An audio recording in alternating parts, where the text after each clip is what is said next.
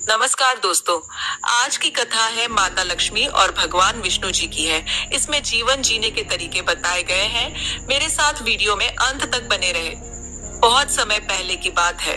धरती पर एक बार चारों ओर अकाल और संकट का समय था। नदियां सूख रही थीं, खेत बंजर हो रहे थे और प्रजा दुखी थी।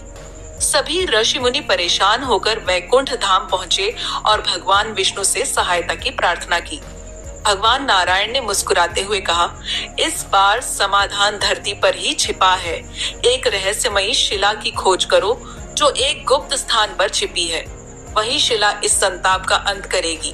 परंतु ध्यान रहे, वह शिला केवल सच्चे मन और निष्कलंक आत्मा वाले को ही मिलेगी। रहस्य की शुरुआत। ऋषि मुनियों ने संकल्प लिया और उस शिला की खोज में निकल पड़े।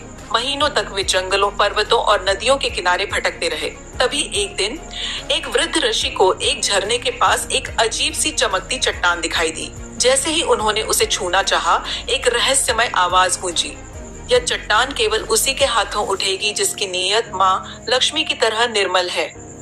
माँ लक्ष्मी का रूपांतरण।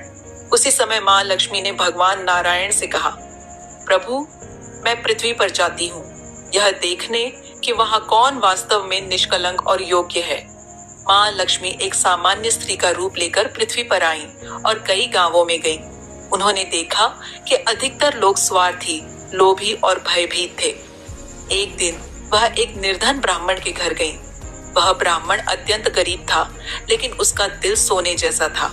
वह रोज भगवान नारायण का भजन करता, पर कभी किसी से कुछ नहीं मांगता था। माँ लक्ष्मी ने उससे पूछा, तुम इतने दुखी हो, फिर भी मुस्कुरा क्यों रहे हो? ब्राह्मण बोला, क्योंकि मेरा विश्वास भगवान नारायण में है। जब वह चाहेंगे सब कुछ ठीक हो जाएगा। रहस्य का उद्घाटन। माँ लक्ष्मी मुस्कुरा दी। उन्होंने ब्राह्मण का हाथ पकड़ा और कहा, चलो तुम्हें एक रहस्य से परिचित कराती हूँ।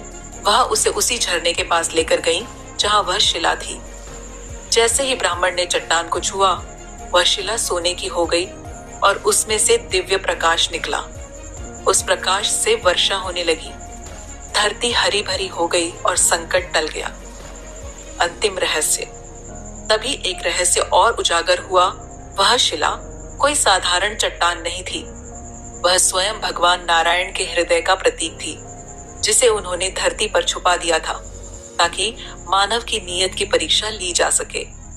माँ लक्ष्मी ने सभी के सामने अपने वास्तविक रूप में प्रकट होकर कहा, धन और वैभव वहां जाता है जहां श्रद्धा, निष्ठा और निष्कलंक प्रेम होता है। यह ब्राह्मण आज का सबसे बड़ा धनी है, क्योंकि इसकी आत्मा स्वर्ण से भी अधिक मूल्यवान है। कथा से शिक्षा। इस कथा से हमें यह सीखने को मिलता है कि माँ लक्ष्मी केवल उन्हीं के घर निवास करती है जहाँ पवित्रता, निष्ठा और निष्कलंक आचरण होता है, और भगवान नारायण सदा अपने भक्तों की परीक्षा लेते हैं।